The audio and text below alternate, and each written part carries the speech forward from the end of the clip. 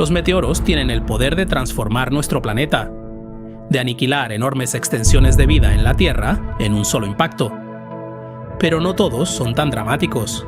Somos golpeados por más de 100 toneladas de pequeñas partículas del tamaño de granos de arena cada día, y son esencialmente imperceptibles.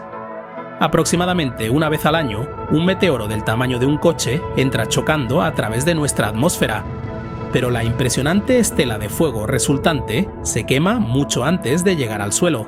Solo en la escala de millones de años corremos el peligro de ser golpeados por meteoros de 1 o 2 kilómetros de ancho, lo suficientemente grandes como para causar daños graves.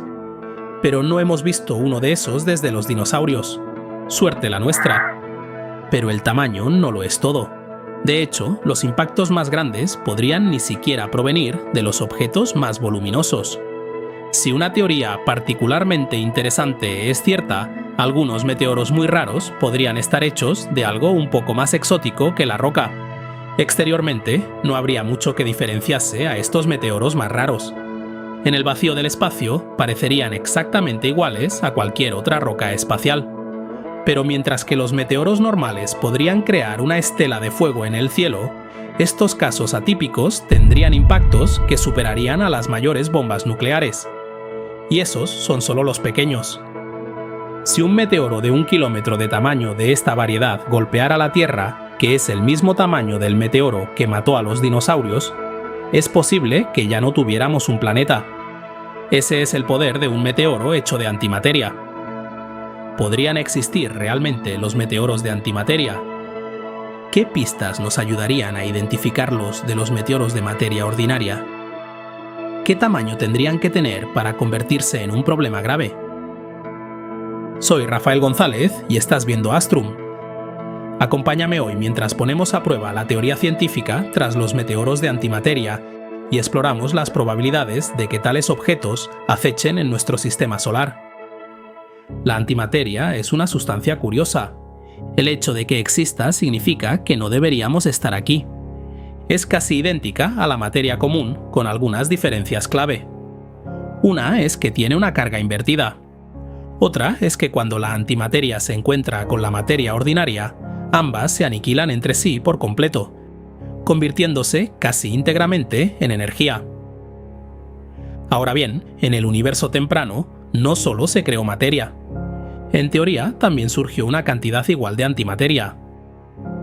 Toda la materia debería haber chocado con la antimateria, y todo se habría anulado mutuamente.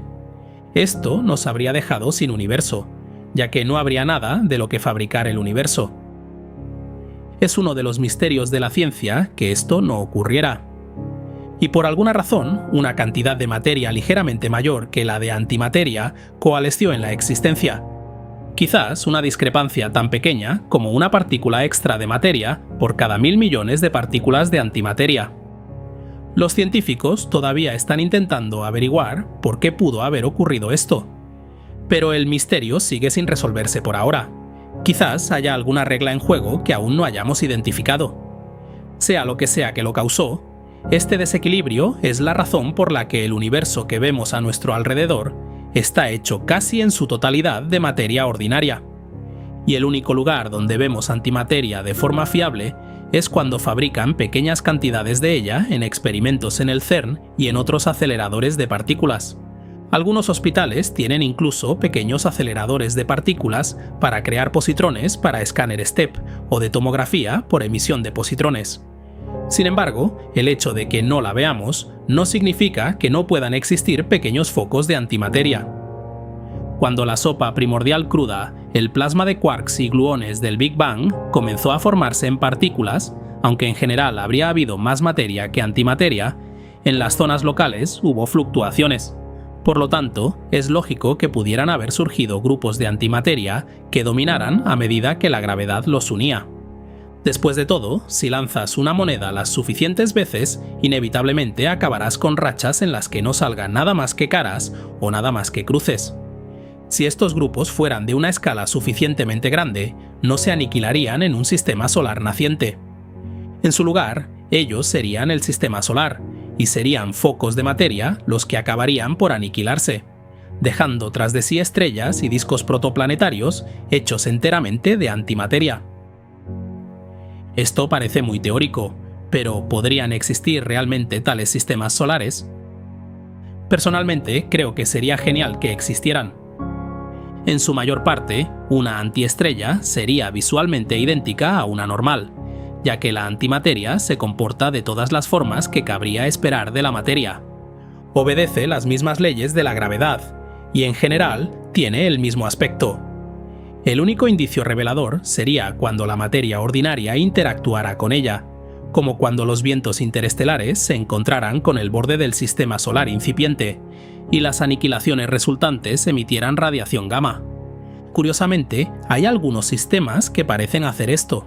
Se encontraron 14 candidatos a estrellas emisoras de rayos gamma en la Vía Láctea gracias al telescopio de Gran Área Fermi en 2021. Si estas son antiestrellas y sus perfiles coinciden con lo que esperaríamos de las antiestrellas, por lo que esto no está descartado, y no son otros objetos que emiten rayos gamma como púlsares o agujeros negros, entonces los sistemas hechos de antimateria con planetas y asteroides sí existen. La proporción de antiestrellas con respecto a las estrellas sería de aproximadamente 1 entre 400.000. Así que el escenario está listo. Si los sistemas de antiestrellas pudieran existir, no es ilógico pensar que los meteoros de antimateria también existan. Y eso nos lleva a la pregunta: ¿qué posibilidades hay de que lleguen a la Tierra? La idea de que un meteoro de antimateria choque contra nuestro planeta no es nueva. Ya en 1940, solo una década después del descubrimiento de la antimateria como concepto, el físico ruso-estadounidense Vladimir Rojansky empezó a especular sobre su existencia. Todo lo que haría falta es que nuestro sistema solar hubiera pasado por uno de estos sistemas solares de antimateria en algún momento del pasado. La gravedad del Sol sacaría entonces a unos cuantos meteoros de antimateria periféricos de sus precarias órbitas para introducirlos en la nuestra. Es posible que los meteoros de antimateria no hayan podido formarse en nuestro sistema solar. Sus partículas se habrían aniquilado por la interacción con la materia demasiado pronto para ello. Pero en el espacio, simplemente un vasto vacío, algo carente de materia, no habría nada con lo que pudieran aniquilarse. Así que existe la posibilidad de que estén entre nosotros, y si lo estuvieran, ¿nos daríamos cuenta siquiera? Poco después de Rojansky, el astrónomo estadounidense Lincoln LaPaz comenzó a preguntarse si alguno de los cráteres de la Tierra podría atribuirse a meteoros de antimateria. Así que quizás este sea el momento de considerar qué podría hacer un meteoro de antimateria si entrara en contacto con la Tierra para saber a qué estar atentos. Afortunadamente, no es necesariamente un viaje sencillo. El primer problema que encontraría un meteoro de antimateria de este tipo antes de llegar a la Tierra sería nuestra atmósfera. Para ser justos, esto también es un problema para los meteoros normales. Cuando uno de ellos cambia el vacío por el aire, la velocidad a la que viaja hace que genere una fricción increíble, lo que provoca que parte o la totalidad del meteoro se queme en el descenso, dependiendo de su tamaño inicial, dando lugar a la estela de fuego que mencioné al principio. Sin embargo, los meteoros de antimateria lo tendrían mucho peor. Cada partícula de la atmósfera con la que se encontrara el meteoro de antimateria en su descenso aniquilaría una cantidad similar del meteoro. Así que, para entender qué sucede a continuación, debemos recurrir a la famosa ecuación de Einstein E igual a mc al cuadrado. La masa del meteoro multiplicada por la velocidad de la luz al cuadrado nos indica cuánta energía liberaría el meteoro en su descenso. Técnicamente, el doble de eso, ya que por cada partícula del meteoro que se aniquila, una partícula de la atmósfera también lo hace. Se trata de una cantidad de energía potencialmente enorme la que se libera. Hagamos un pequeño experimento mental para calcular cuánto. Aunque la línea divisoria entre la atmósfera y el espacio está a 100 kilómetros de altura si hablas con europeos o a 80 kilómetros si hablas con estadounidenses, ya que ambos no han llegado todavía a un consenso sobre ese punto, más del 90% de la masa de la atmósfera terrestre está en realidad agrupada por debajo de los 16 kilómetros, aferrándose al planeta lo más cerca posible gracias a la fuerza de la gravedad. Por lo tanto, calculando cuánto aire existe entre esta línea y la superficie de la Tierra, podemos tener una idea aproximada de cuánta antimateria necesitas tener antes de que un meteoro de antimateria choque contra el suelo. Esto es un poco difícil de calcular, pero gracias a una tabla publicada por la Organización Internacional de Normalización, pudimos sumar el total de la atmósfera a diferentes altitudes entre la superficie y los 20 kilómetros de altura, y descubrimos que en un corredor de 1 metro por 1 metro entre el espacio y la superficie, tendrías aproximadamente 10.132 kilogramos de atmósfera. Un meteoro tendría que ser aproximadamente así de grande para llegar incluso a golpear la superficie, asumiendo que viajara por la ruta más directa en línea recta hacia abajo. Ahora bien, la antimateria es similar en masa a la materia.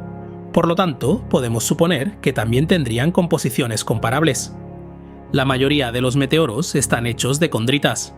Así que, asumiendo un meteoro de antimateria promedio hecho de la versión de antimateria del mismo material, podemos situar la densidad de nuestro meteoro de antimateria en torno a los 3.400 kilogramos por metro cúbico. Por supuesto, hay entonces un ejercicio de equilibrio que debes hacer. Cuanto más grande sea el meteoro, mayor será el área de su superficie y más aire encontrará antes de llegar a la superficie. Sin embargo, como el volumen aumenta al cubo mientras que el área de la superficie solo al cuadrado, existe un punto óptimo que puedes alcanzar donde la cantidad de aire que es aniquilada por el meteoro coincidiría teóricamente a la perfección con la cantidad de masa que posee el meteoro. Y entonces sabemos que cualquier masa de meteoro por encima de eso atravesaría la atmósfera para chocar contra el suelo.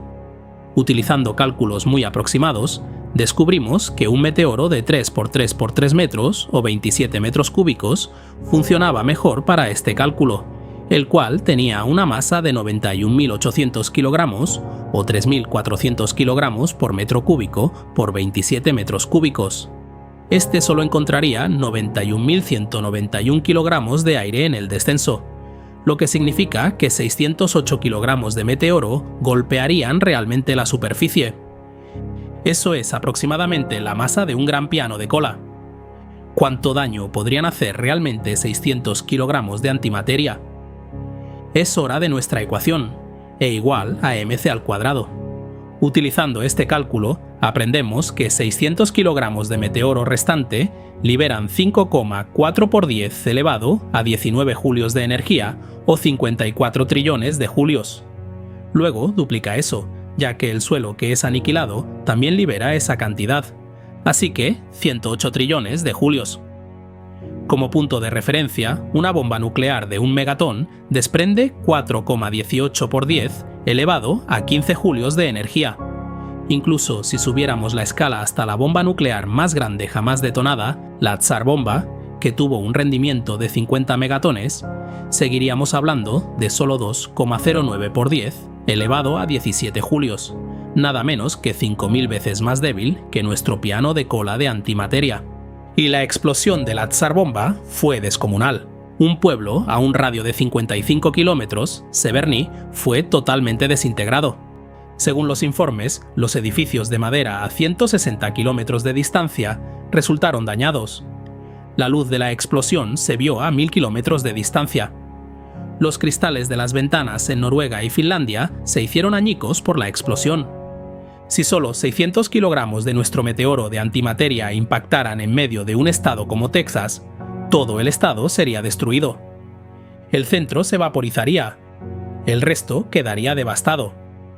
Esta es solo la liberación de energía de nuestro meteoro de antimateria aniquilándose en el suelo, sin entrar siquiera en cosas como la energía cinética.